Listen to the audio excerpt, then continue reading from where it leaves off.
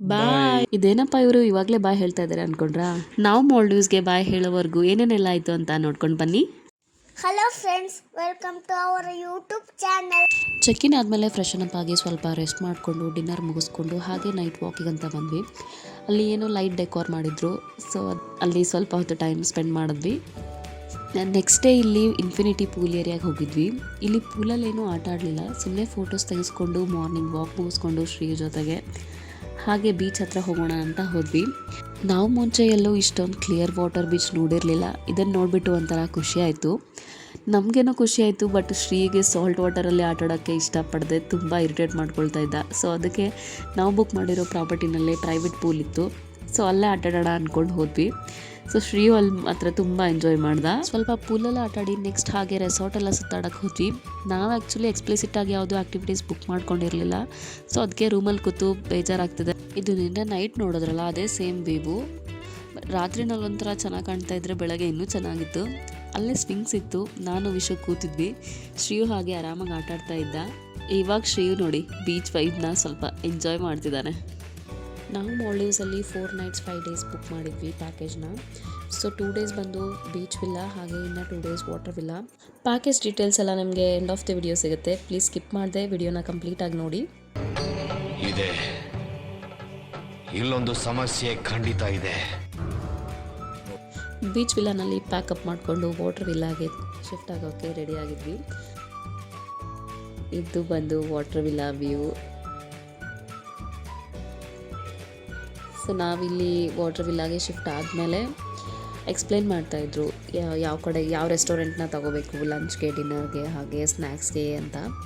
So ಅಲ್ಲಿ ತೋರಿಸ್ತಾಯಿದ್ರು. ಅದೆಲ್ಲ ಆದಮೇಲೆ ನಾವು ವಾಟರ್ ವಿಲ್ಲಾಗೆ ಚೆಕ್-ಇನ್ ಆದ್ವಿ. ಬಟ್ ನಮಗೆ ಚೆಕ್-ಇನ್ ಆದ ತಕ್ಷಣ ಅನ್ನಿಸ್ತು ವಾಟರ್ ವಿಲ್ಲಾಗಿಂತ ಬೀಚ್ ವಿಲ್ಲಾನೇ ಚೆನ್ನಾಗಿತ್ತು ಅಂತ.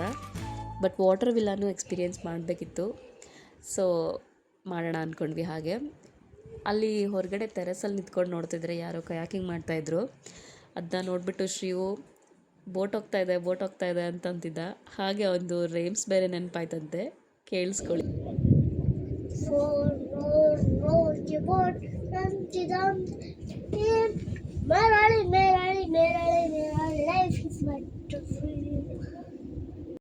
ಸಾಯಂಕಾಲ ಸ್ನ್ಯಾಕ್ಸ್ ಮುಗಿಸ್ಕೊಂಡು ಹಾಗೆ ಒಂದು ರೌಂಡ್ ಹಾಕ್ತಾ ಇರೋವಾಗ ಅಲ್ಲಿ ಕಿಡ್ಸ್ ಪ್ಲೇ ಏರಿಯಾ ಇತ್ತಲ್ವ, ಸೊ ಶ್ರೀವಲ್ಲಿ ಹೋಗೋಣ ಅಂತಂದ. ಸೊ ನಾವಿವಾಗ ಕಿಡ್ಸ್ ಪ್ಲೇ ಏರಿಯಾಗೆ ಹೋಗ್ತಾ ಇದ್ವಿ. ಇದು wavy navy kids club.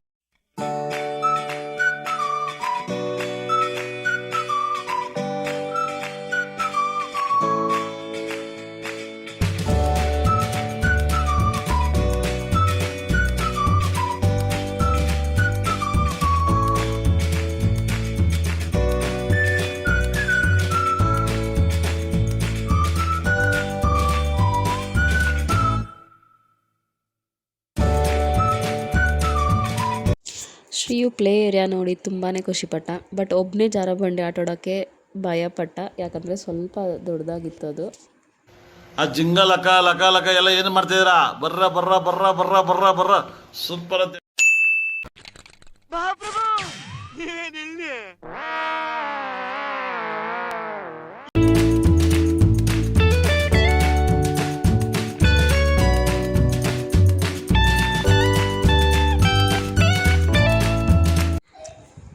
Next ಇದು ಡೇ 4.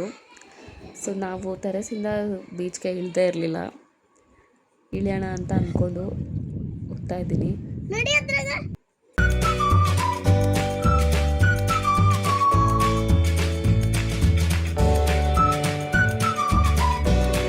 ಅದಾದಮೇಲೆ ಜಕ್ಕೂಸಿನಲ್ಲಿ ಶ್ರೀಯು ಜೊತೆ ಸ್ವಲ್ಪ ಹೊತ್ತು ಟೈಮ್ ಸ್ಪೆಂಡ್ ಮಾಡಿದೆ.